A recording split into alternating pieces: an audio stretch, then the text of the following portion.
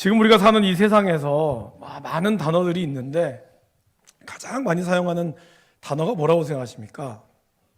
저는 개인적으로 이 팩트라고 하는 단어를 많이 사용하는 것 같아요. 팩트, 사실이 뭐냐?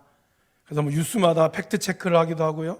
이게 진짜냐 가짜냐 이런 온갖 검증과 팩트를 합니다. 뭐 여러분 유튜브도 많이 보시겠지만 거기에도 보면 이게 팩트가 뭐냐 이거를 계속해서 이야기합니다. 그 말은 무슨 말일까요? 믿기가 어렵다는 거죠. 팩트를 체크한다는 것은 그만큼 믿기가 어려운 사회가 됐다라는 것입니다. 통계청에서 2024년도에 국민의 삶의 어떤 질이 어떤가 그런 그 보고서를 2024년도 보고서 판을 2월 24일 날에 올해 2월 24일 날에 발간을 했습니다. 그 중에 이제 몇 가지가 재밌는 것이 하나가 있는데요. 일반 사람을 얼마나 믿을 수 있느냐. 그러니까 내가 이제 내 있는 사람들하고 이야기 나눌 때 이 사람을 얼마나 믿을 수 있느냐라고 하는 이 보여주는 지표, 즉 이거를 대인 신뢰도라고 합니다. 이 대인 신뢰도에서 얼마나 사람들이 믿을 수 있을까요? 표를 한번 보여줄까요? 네, 저 빨간색이 대인 신뢰도입니다. 52.7%인 거죠. 그러니까 쉽게 얘기하면 여러분들이 두 사람을 만나면 한 명은 못 믿겠다는 거예요. 한 명만 믿고 한 명은 못 믿겠다는 거죠. 밑에 보시면 저거는 기관입니다. 뭐 예를 들면은 공무원들, 뭐 여러 가지 나라의 기관들이 있잖아요. 국회부터 시작해서 이런 여러 가지 기관들조차도 믿을 수 없다는 거죠. 그래서 저걸 보면 재미있는 사실 2019년도에는 그걸 좀 높았는데 뭐 높기도 하고 낮아지기도 했다가 이 갈수록 이렇게 폭이 줄어들기도 하고 결국 사람이라든지 기관이라든지 믿기가 어려운 그러한 시대가 됐다라는 것입니다. 자, 그렇다면 여러분 그 중에서 어느 연령대가 가장 의심이 많을까요? 가장 못 믿을까요? 화면을 보시면 20대와 30대가 가장 못 믿는다고 합니다. 어떻게 보면 당연하다고 볼 수 있죠. 지금의 20, 30대가 바라보는 이 어른들의 세대, 이 세대들이 과연 믿을 수 있을까? 저도 지금 40대지만 저도 솔직히 얘기하면 믿기가 쉽지 않다고 생각합니다. 서로 자기가 옳다고 이야기하지만 믿기가 어려운 거죠. 이러한 시대를 우리가 살아가고 있다라는 겁니다. 또 여러 가지 하다 보면 종교 호감도가 나오겠죠. 종교 호감도에서 가장 호감도가 높은 종교는 어딜까요? 불교였습니다. 불교가 가장 높았어요. 그럼 여러분 기독교는 몇일까요? 기독교는 안타깝게도 천주교 그리고 원불교의 뒤를 이어서 4위에 머물렀습니다. 세는 우리보다 훨씬 작지만 지금 기독교 인구가 우리나라에서 불교를 뛰어넘었다 이렇게 뭐 통계들마다 약간 다르긴 하지만 그래도 굉장히 높은 비율은 맞거든요. 그런데 실제로 사람들의 호감도에서는 오히려 원불교보다도 뒤처져 있다라는 것입니다. 그리고 신뢰도, 그럼 기독교인들의 신뢰도는 얼마냐? 약 60%는 기독교인을 신뢰하지 않는다라고 얘기합니다. 그러니까 10명 중에 6명은 교회 다니는 사람 못 믿겠다는 거예요. 더 재미있는 사실은 뭔지 아세요? 교회 다니는 사람들도 교회 다니는 사람을 못 믿어요. 그게 통계예요. 교회 다니는 사람들의 10명 중에서도 반 이상은 나도 교회 다니지만 저 사람 교회 다닌다는 거 못 믿겠다. 옛날에는 저 사람 교회 다녀요 이러면 그러냐고. 그 뭔가 반가워했는데 이젠 교회를 다니면 뭐지? 2단인가? 3단인가? 아니면 어디지? 이렇게 해서 색안경을 끼고 본다라는 겁니다. 이것이 지금 저와 여러분들이 맞이하고 있는 슬픈 현실입니다. 이런 통계가 아니라도 여러분들 아마 주변에서 이런 이야기들 들어보면 아마 아실 거예요. 자, 그런데 이러한 참 어떻게 보면 신뢰 부분에서 참 어려운 가운데 있는데 오늘 우리가 마주하는 우리가 전해야 되는 그 내용은 또한 어떤 걸까요? 눈에 보이는 것도 믿기가 쉽지 않은 상황 가운데 우리는 눈에 보이지 않는 것을 전해야 돼요. 그게 뭘까요? 부활입니다. 바로 예수님의 부활 사건. 내가 신뢰할 만한 사람의 이야기에도 믿기 어려운 이 시대에 신뢰하기가 쉽지 않은 기독교인들이 전해지는 부활 사건이 다른 사람들에게 믿어지게 하겠습니까? 저와 여러분들이 예수를 믿고 있는 저와 여러분들도 사실은 예수님의 부활 사건에 대해서 쉽게 믿기가 어려운 것이 현실인데 이 부활 사건을 우리가 증명해야 되는, 전해야 되는 사명이 저와 여러분들 가운데 있다라는 것입니다. 위로 아닌 위로라고 할 수 있다면 사실 예수님과 함께 했던 제자들도 부활을 못 믿었다는 거예요. 그게 좀 위로가 되면 좋겠습니다. 그만큼 예수님과 함께 생활했고 육신의 예수님과 걸어갔던 그들도 막상 예수님이 직접 본인의 입으로 말씀하신 부활의 사건을 믿지 못했다는 거죠. 그리고 실제로 부활한 것도 그들은 믿지 않았어요. 그렇기 때문에 어찌 보면 저와 여러분들 중에서 부활을, 교회는 아니지만 아직 부활을 믿기가 납득하기 어렵다라고 하시는 분들이 있어도 사실은 그렇게 이상할 것은 아니다라는 것이죠. 오늘 본문에서는 바로 이러한 부활 사건을 믿지 못했던, 의심했던 그러한 사람이 소개가 됩니다. 바로 누굴까요? 사도 도마이죠. 그래서 도마하면 떠오르는 게 의심입니다. 그래서 영어 단어에 다우팅 토마스라고 하는 이런 하나의 관용구가 있대요. 그래서 이 단어를 쓴다. 이거는 저 사람은 의심하는 사람이다라는 뜻이에요. 그러니까 도마하면 의심이라는 것이 딱 맞아떨어진다는 거죠. 근데 여러분, 오늘 제가 사실 우리 교회 부임하고 첫 번째 부활주일 다음에 했던 설교가 이 설교입니다. 네, 뭐 내용, 본문은 같으나 내용은 제가 조금 다르게 했지만, 그럼 오늘 이 주간, 부활이 지나고 첫 번째 주일이 무슨 주일이라고 우리는 또 알고 있을까요? 도마주일이라고 알려져 있습니다. 초대교회는 이번 다음 주, 둘째 주를 도마주일로 지킨다는 거예요. 이상하지 않습니까, 여러분? 예수님의 가장 수제자는 베드로인데, 물론 이제 카톨릭에서는 지키게 하겠지만 베드로 주일도 있고 사도 요한 주일도 있을 텐데, 왜 초대교회는 그렇게 의심의 아이콘인 도마 주일을 사람들이 지켰을까요? 도대체 이 도마가 어떠한 사람이었길래 이렇게 이름을 기억하며 우리는 그것을 지켜야 할까요? 오늘 말씀에서도 보시면 의심했던 도마가 어떻게 확실한 사실로, 그리고 그러한 확신의 고백으로 나아가야지를 잘 보여줍니다. 성경에서는 도마는 제자 이름 외에는 딱 요한복음에만 나와요. 항상 4번만 나옵니다. 근데 그 4번에 나오는 이 도마의 이 말이 굉장히 강렬합니다. 그의 의심과 그리고 사실, 그리고 오는 그의 확신, 이것이 저와 여러분들의 신앙 가운데 있기를 원합니다. 사실 우리도 의심으로 시작했다가 예수님의 말씀의 사실을 깨닫고 우리가 확신으로 나아가야 되는 것이죠. 그래서 의심에 머무르지 말고 우리가 확신함으로 주 앞에 나아갈 수 있기를 간절히 소망합니다. 의심이라는 건 우리가 부정적으로 볼 게 사실은 아니죠. 왜냐하면 여러분, 의심은 성장에 있어서 매우 중요합니다. 아이들이 좀 커가잖아요. 애들이 말을 배우고 하면서 아이들이 가장 많이 쓰는 단어가 뭔지 아세요? 왜요? 이거예요. 왜요? 이건 왜 그래요? 이건 왜 그래요? 그럴 때마다 부모님들이 곤란하죠. 그래서 때로는 그냥 뭘 가만히 있어 하기도 하지만 애들은 또 굴하지 않습니다. 또 가면은 저기 가서 이건 뭐예요? 이건 뭐예요? 이러면서 계속 물어봐요. 왜요? 근데 아이들이 그걸 안 물어보고 그냥 모든 걸 다 안다는 듯이 고개만 끄덕거리고 있다면 여러분 어떻게 될까요? 이 아이는 문제가 있는 거예요. 말을 못한다거나 아니면 뭔가 정신적으로 문제가 있는 거예요. 아이들에게 있어서 왜라고 하는 질문은 아이들의 성장에 있어서 굉장히 중요한 거죠. 근데 저도 사실은 신앙생활을 하면서 저의 가장 중요한 어떤 설교라든지 저의 신앙의 가장 중요한 모토는 바로 왜입니다. 자, 저를 따라해 보실까요? Why? WHY. 다시 한번 시작. Why? 네. 여러분, 제가 우리 교회 오기 전에 제 별명이 뭔지 아십니까? Y 목사였습니다. 원래는 제가 항상 설교할 때마다 Why를 했거든요. 그래서 이번에도 복대교회 가니까 담임 목사님께서 김재용 목사님 요즘엔 Y 안 하세요? 그래서 요즘에 안 합니다. 왜 안 하세요? 우리 교회 성도님들이 제 목소리 아끼라고 하지 말라고. Y 하면 이게 목소리 째지니까 가뜩이나 안 좋은 목소리 계속 하지 마라. 염려해 주시는 마음에 제가 안 합니다. 목사님 아쉬워하시더라고요. 이거 해야 되는데. 근데 뭐 그걸 안 하고 하는 거 중요한 것보다 더 중요한 거는 왜라고 하는 질문이 우리 가운데 중요하다는 거예요. 이게 뭔가 부정적인 왜가 아니라 왜 우리는 예수를 믿을까요? 왜 주님은 여러분을 선택하셨을까요? 왜 우리는 부활의 신앙이 중요할까요? 이러한 질문들 앞에 우리가 고민하고 나아가는 것이 필요하다라는 것이죠. 원래 이 의심이라고 하는 단어의 어원을 보면 둘을 가지다라는 뜻에서 라틴어에서 유래가 됐다고 해요. 그러니까 의심은 자체가 두 가지 마음을 가지는 거예요. 어떤 거요? 불신과 믿음이죠. 그래서 여러분, 의심한다, 이거를 사람들이 불신한다고 생각해요. 그러나 의심은 불신의 한 종류긴 하지만 불신이 아닙니다. 의심은 관심이 있기 때문에 생기는 거죠. 그리고 의심은 믿음이 있기 때문에 생기는 거예요.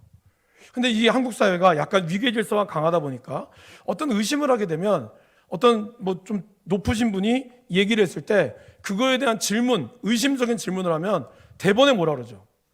어른이 하라면 하는 것이지 뭘 이렇게 묻고 따지냐고. 시킨 대로 해. 신앙생활도 그런 게 좀 강해요. 신앙생활 어떻게 돼요? 묻지도 따지지도 말고 그냥 믿어. 그러면 되는 거야. 물론 그게 전혀 틀렸다고 보기는 어려워요. 사실 우리가 눈에 보이지 않는 거를 무조건 믿는다는 건 어렵지만 그래도 그거를 그냥 아멘으로 순종하다 보면 나아가기도 해요. 근데 이것이 너무 강하다는 거죠. 그러다 보니까 내가 믿지도 않는데 나의 체면과 나의 사회적 위치 때문에 내가 가지고 있는 교회적 직분 때문에 실제로 믿지도 않으면서 겉으로는 믿는 척하는 분들도 있다라는 거예요. 예수님의 부활을 모든 성도들이 다 믿을까요? 믿지 않아요. 네, 통계가 그렇게 나옵니다. 우리 교회 모든 분들이 예수님의 부활을 믿으면 전 너무 좋겠지만 정말 내가 내 마음 중심으로 예수님이 나를 위하여 죽으셨고 그 부활 사건이 나에게 확실히 믿어집니까? 라고 이야기했을 때 여러분 스스로가 하나님 앞에 대답해 보세요. 내가 정말 그걸 믿을 수 있는가? 그런데 우리는 누군가 물어보면 내가 그래도 교회를 30년 다녔는데 내가 그래도 교회의 직분인데 내가 과연 믿는다라고 얘기해야지. 안 믿는다면 큰일 난다. 이러한 것이 우리를 사로잡고 있다라는 것이죠. 그런데 이 얘기에 대해서 오스 기니스라고 하는 회의하는 용기를 쓴 이 저자는 의심이 드는데도 무조건 믿으라고 하는 말은 마치 무거운 짐을 지고 언덕에서 헤매는 나귀를 마구 때리는 것과 같다라고 얘기하고 있어요. 여러분, 나귀가 도저히 감당이 안 되는 짐을 언덕 위에 올라가고 있어요. 근데 이거를 하려면 어떻게 해야 될까요? 이걸 도와주든지 아니면 짐을 빼줘야 되는데 오히려 나귀에게 채찍질하는 거예요. 빨리 올라가! 걸어가! 그러면 나귀는 어떻게 될까요? 주저앉아 버립니다. 주저앉아 버리거나 결국은 거기서 포기하고 마는 거죠. 믿음이라는 것도 그렇죠. 의심이 들 때 부정적으로 여기고 그 의심 자체를 때려잡고자 몰아붙인다고, 무조건 믿으면 된다고 그렇게 몰아붙이는 것은 의심이 사라지고 믿음이 강해지는 것이 아닙니다. 오히려 나는 안 믿고 취합불난다 라고 얘기할 수 있다는 거예요. 믿음은 더욱더 힘을 잃게 만든다는 것이죠. 예수님께서는 우리의 의심을 꾸짖으신 것이 아닙니다. 우리의 불신을 꾸짖으신 거죠. 마가복음 16장 14절 말씀을 같이 한번 읽어보겠습니다. 그 후에 11 제자가 음식 먹을 때에 예수께서 그들에게 나타나사 그들의 믿음 없는 것과 마음이 완악한 것을 꾸짖으시니 이는 자기가 살아난 것을 본 자들의 말을 믿지 아니함일러라. 예수님이 왜 꾸짖으셨습니까? 부활을 본 사람이 부활을 증거하고 있는데 마리아나 이런 여인들이 빈무덤을 보고 거기서 만난 천사를 보고 예수님을 만나고 증거했음에도 불구하고 제자들은 불신한 거예요. 그래서 예수님은 꾸짖으신 겁니다. 이들이 의심을 꾸짖는 게 아니라 이들의 불신을 꾸짖었다라는 것입니다. 그러게 저와 여러분들이 그 의심 앞에 정직하게 나아가는 것이 중요하다는 거죠. 오히려 도마는요, 어땠습니까, 여러분? 도마는 자신의 의심을 숨기지 않았습니다. 용기 있게 질문했다라는 것이죠. 그 첫 번째가 그런 겁니다. 예수님께서 잡히기 전날 밤에 세족식을 하셨잖아요, 그죠? 그리고 이런 성찬식을 하셨습니다. 그리고 나서 예수님이 그런 얘기를 하셨잖아요. 내가 또 죽을 것이다. 그러나 3일 만에 부활할 거야. 그때 어느 누구도 예수님한테 감히 말을 못했어요. 또 혼날까봐, 또 막 사단아 물러가라 이 소리 들을까봐 아무 말도 못했어요. 근데 제자들의 그런 두려운 마음을 아시고 예수님께서는 요한복음 14장에 이런 말씀을 하시죠. 너희는 마음에 근심하지 말라. 하나님을 믿으니 또 나를 믿으라. 내 아버지께 거할 것이 많도다. 그렇지 않으면 너희에게 일렀으리라. 내가 너희를 위하여 거처를 예배하러 간다고. 근데 이 말이 무슨 말일까요? 제대로 못 알아들었어요. 못 알아들었지만 아까 말씀드린 대로 무서워서 말도 못했어요. 근데 그때 주님, 우리는 주님께서 어디로 가는지 모릅니다. 주님께서 가실 길을 우리가 어떻게 합니까? 라고 따진 사람이 누굴까요? 도마예요. 그 도마가 이렇게 말씀하시고 나서 바로 얘기한 게 주님, 우리 주님 몰라요? 어디 가는지 어떻게 합니까 우리가? 그 질문을 대담에 던졌다는 거죠. 그때 예수님께서 사단아 물러가라 얘기하셨을까요? 아니에요. 그때 예수님은 이런 말씀하셨습니다. 저와 여러분들이 너무나 잘 아는 말씀. 자, 14장 6절입니다. 같이 읽어보실까요? 예수께서 이르시되 내가 곧 길이요 진리요 생명이니 나로 말미암지 않고는 아버지께로 올 자가 없느니라. 도마는 의심했고 그 의심을 용기 있게 던졌어요. 그 던지는 질문에 오히려 예수님은 나를 믿는 자가 아버지께로 갈 것이다라고 주님은 분명하게 우리에게 말씀하셨다라는 것입니다. 또한 부활하신 예수님께서 안식 후에 저녁 때 오셨잖아요. 그러면서 예수님이 너희에게 평강이 있을지어다라고 말씀하셨습니다. 그리고 예수님은 자신이 못 박힌 손과 옆구리의 창자국을 보여주시면서 말씀하셨죠. 근데 그때 도마가 없었어요. 무슨 이유에서인지 처음엔 도마가 없었죠. 그래서 나중에 사람들이 도마가 오자 얘기했잖아요. 우리가 부활하신 주님을 만났습니다. 그때 도마가 이렇게 얘기하죠. 요한복음 2장 20장 27절에 나는 예수님께서 내 손가락을 내가 그의 손의 못자국을 보며 내 손가락을 그 못자국에 넣으며 내 손을 그 옆구리에 넣어보지 않고는 믿지 아니하겠노라. 그는 단호하게 얘기했습니다. 난 믿을 수 없다. 주님의 이 못자국 내가 만져봐야 되겠어. 창자국 내가 넣어봐야겠어. 그래야 내가 믿겠다고. 믿음 없는 것처럼 보이지만 여드레 지나고 바로 오늘 예수님께서 제자들에게 나타나셔서 다시 한번 그분에게 제자들에게 평강을 선포하시죠. 그리고 주님은 바로 도마에게 얘기합니다. 도마야, 내 손가락을 이리 내밀어 내 손을 보고 그리고 내 손을 내밀어 내 옆구리에 넣어봐라. 그리고 내가 믿음 없는 자가 되지 말고 믿는 자가 되라 라고 얘기하셨습니다. 오늘 여덟째에 오신 예수님은 오직 도마를 위해서 온 거예요. 오직 의심하는 그 도마를 위해서 예수님은 친히 오셔서 그분에게 그리고 그에게 나아갔다라는 것입니다. 그러게 여러분, 우리가 하나님 앞에 정직한 의심을 나타낼 때는 하나님은 울부짖지 않으십니다. 오히려 그분은 자신의 살아계심과 자신의 확실한 증거들을 보여준다라는 것이죠. 그런데 모든 의심이 다 예수님이 대답하시는 건 아니에요. 예수님께서 십자가에 달리실 때 대제사장들과 서기관들, 바리새인들, 로마의 군병들이 예수님을 희롱했죠. 희롱하면서 그들이 했던 말이 뭐죠? 당신이 하나님이시면 내려와 보시오. 남은 구원하면서 왜 자기는 구원하지 못하는구나. 네가 내려오면 내가 믿겠다. 당신이 내려오면 내가 하나님의 아들임을 믿겠습니다 라고 얘기했을 때 예수님이 그래? 알았어, 기다려봐. 내려오지 않았어요. 우리 예수님은 아무런 대꾸도 하지 않으셨고 그냥 묵묵히 십자가 길을 걸었습니다. 왜 그럴까요? 그들의 의심이 정직한 의심이 아니었거든요. 만약에 예수님이 내려왔다고 그들이 믿을까요? 아니요. 그들은 또 다른 걸 요구할 겁니다. 주님 내려왔네요. 그럼 다른 거 한번 해보세요. 그들은 끊임없이 예수님에 대한 믿음을 가지기보다는 끊임없이 의심하고 회의하며 나아갔다라는 것입니다. 그러게 여러분, 저와 여러분들이 의심하고 그분 앞에 질문하는 건 중요합니다. 왜냐하면 그 질문이 해답을 낳기 때문이죠. 그러나 그 질문 앞에 우리가 정직해야 한다는 거예요. 내가 정말 주님 앞에 내가 진짜 주님을 온전히 믿기 위한 의심인지, 그런 정직한 의심인지, 아니면 내가 어떻게 하든지 주님을 좀 골탕 먹이려고 하는 그러한 의심인지, 그러한 의심에 우리 주님은 대꾸하지 않으신다는 거죠. 그래서 주님은 도마에게 그렇게 나오죠. 내 손가락을 이리 내밀어 내 손을 보고 내 손을 내밀어 내 옆구리에 넣어보라. 우리도 신앙생활하면서 흔들릴 때 있지 않습니까? 기도하고 열심히 신앙생활 했는데도 갑자기 내 앞에 죽음이 닥쳐요. 갑자기 우리 자녀의 문제가 생겨요. 갑자기 어려움이 생겨요. 저 사람은 나보다 신앙생활도 잘 못한 것 같은데 잘 돼요. 그럴 때 우리는 의심이 생기죠. 하나님 도대체 뭡니까? 나는 이렇게 열심히 하는데 왜 나한테는 하나님 응답하지 않습니까? 하나님 살아계십니까? 우리는 그러한 의심으로 흔들릴 때가 있습니다. 맞습니다. 그런 의심 앞에 저와 여러분들이 서 있다는 거죠. 그러기에 그 의심이 잘못된 것이 아닙니다. 얼마든지 우리는 그렇게 회의할 수 있고 얼마든지 우리는 넘어질 수 있다는 거예요. 그때 우리가 주님 앞에 진지하게 나아가야 한다는 것이죠. 주님은 그렇게 말씀하신다는 거죠. 우리에게 손가락을 내밀어 내 손을 보라. 그리고 내 손을 내밀어 내 옆구리에 넣어보라고. 도마는 그러한 예수님을 봤습니다. 그리고 보면서 그는 고백했어요. 오, 나의 주님, 나의 하나님이시여. 이 놀라운 증거를 앞에 바로 도마는 고백했다는 것이죠. 하나님은 그에게 사실을 이야기했고 사실 앞에 도마는 고백했습니다. 근데 도마가 예수님이 한마디 더 하죠. 너는 나를 본고로 믿느냐? 보지 못하고 믿는 자들이 복되도다. 의심을 가지고 증거를 요구했던 도마에게 주님은 나타나셔서 보이셨지만 한마디 더 하시죠.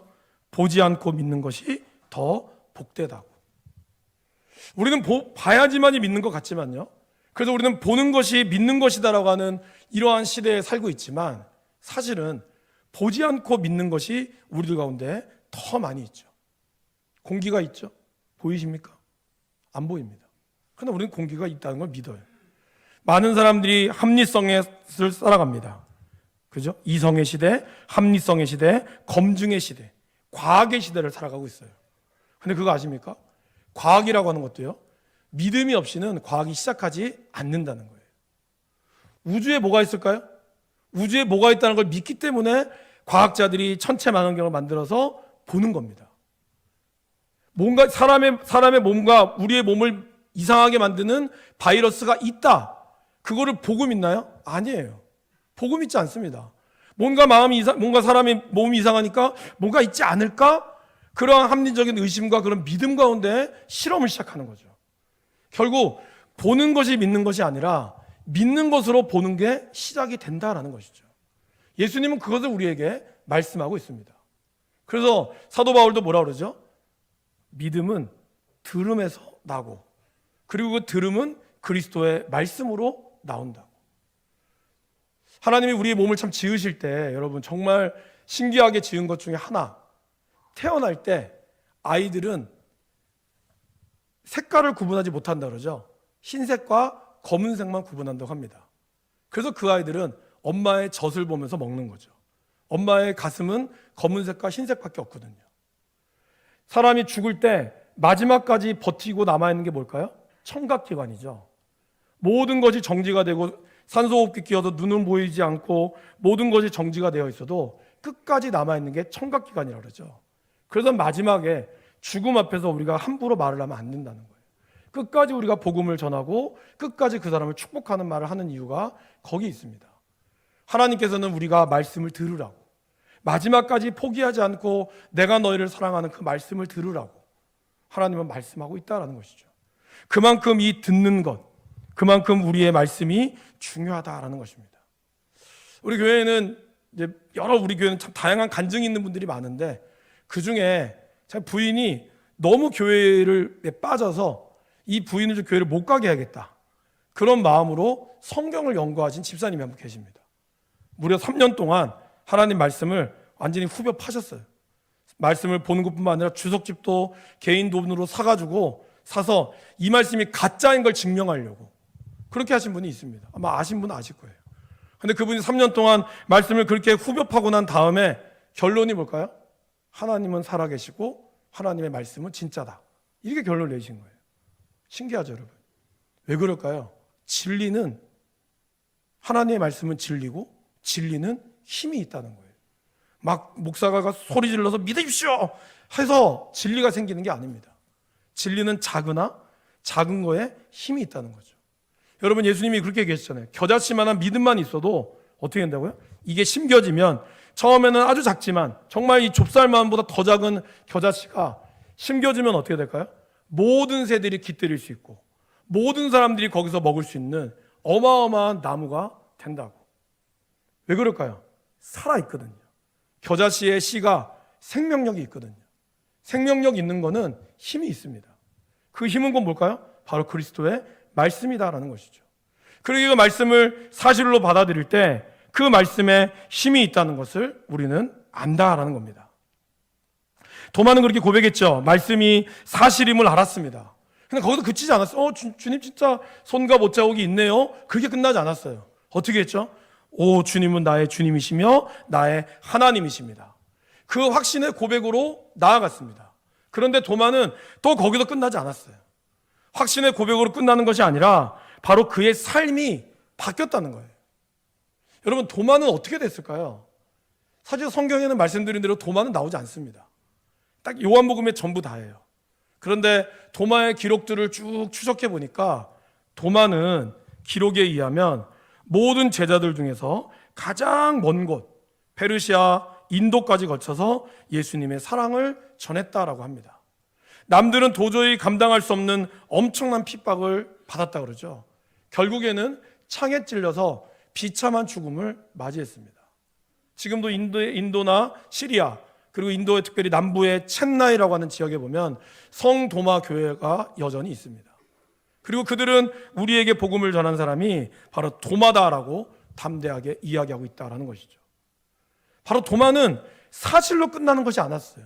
사실에서 나를 위하여 죽은 이 확신, 이것으로 나아갔다는 것이죠. 확신은 그를 움직이게 했다는 것입니다.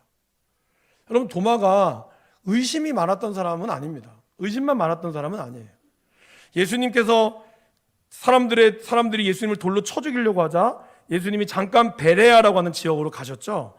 그런 다음에 자기 친구 나사로의 죽음의 소식을 듣고 주님이 와요. 다시 유대 지방으로 가자. 그때 제자들이 막 말리잖아요. 주님, 얼마 전까지 주님 죽이려고 돌질을 했는데 이제 정말 주님 이제 가면 진짜 돌 맞아 죽습니다. 절대로 안 됩니다. 그래도 예수님은 내 친구, 나는 나사로를 살려야 된다. 가려고 했어요. 그때 주와 함께 죽으러 갑시다 했던 사람이 누군지 아세요? 도마예요. 도마가 굉장히 영화로 보면은 등장의 컷은 많이 안 나오는데 감초 같은 역할을 합니다. 그래서 주와 함께 죽으러 갑시다 했던 사람이 바로 이 도마입니다. 근데 도마는 과연 무슨 정신으로 그렇게 얘기했을까요? 아마 도마는 예수님의 능력을 의지했던 것 같아요. 저분이라면 그래 뭐 가도 돌 맞아도 뭔가 돌도 싹싹 피해 가겠지? 그런 마음으로 갔던 것 같아요. 그런데 오늘 이제 주님의 부활을 경험한 도마는 어떻게 바뀌었을까요? 주님의 능력을 의지한 것이 아니라 주님의 사랑을 의지했다는 거예요. 주님의 능력을 의지한 것과 주님의 사랑을 의지하는 것은 다릅니다. 그분의 능력을 의지했다는 것은 내가 그분의 힘을 힘입어 내가 나아가겠다는 뜻이에요. 그러나 그분의 사랑을 의지했다는 것은 나도 그분처럼 살겠다는 것을 의미합니다.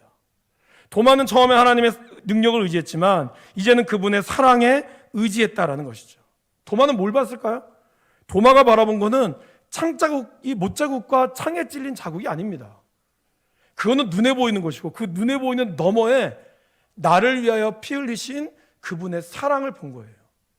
그러기에 그분은 그 사랑 때문에 주님을 위하여 창에 찔려 죽기까지 그는 복음의 사역을 감당했다라는 것이죠. 여러분, 왜 많은 사람들이 교회를 안 나올까요? 과연 진짜 부활을 못 믿어서 안 나올까요? 그렇다면 부활의 증거들이 뭐 정말 천지백가리로 그 사람들 딱 들이대면 그 사람이 부활 진짜군요. 나 그럼 교회 다니겠습니다. 그럴까요? 천만의 말씀입니다. 그들은 예수를 믿고 있는 저와 여러분들, 우리 안에 있는 부활의 증거가 있느냐, 이거를 보기를 원했다는 거예요. 우리가 과연 우리 안에 예수님의 십자가의 흔적이 저와 여러분들 가운데 있느냐 이거예요. 여러분 어떻습니까? 예수를 믿으면서 고난받지 않으려고 하고 예수 잘 믿어서 우리가 정말 복받기를 원하지만 그분 때문에 고난받으려고 하고 있습니까? 예수님은 상처받은 사람들 끌어안았어요. 그래서 같이 그 모난 상처를 그분이 같이 찢겼어요. 여러분의 완악함, 우리의 무지함, 그래서 모나고 상처받고 그래서 우리 안에 가시 돋친 우리의 성품을 주님 끌어안았어요.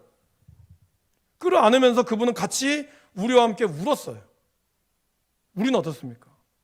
우리는 상처받고 가슴 아픈 이들을 위해서 그들과 같이 손잡고 같이 아파하나요? 아니면 상처받았어요. 나도 상처받을까 겁난다. 오지 마세요. 우리는 이렇게 하고 있지 않습니까? 그들이 과연 우리를 통하여 고난의 증거, 진리를 향해서 우리가 고통받았던 이 흔적을 우리에게 보여달라고 할 텐데 우리에게 그런 흔적이 있습니까? 우리는 그런 흔적을 가지고 주님 앞에 그래서 주님이 부활하셨잖아요 라고 얘기하고 있습니까? 3일 1910년도에 기독교 인구는 1.5에서 2%였다고 해요. 100명 중에 2명 믿었던 거죠. 그런데 3.1운동에서 기독교인의 숫자는 50%였죠.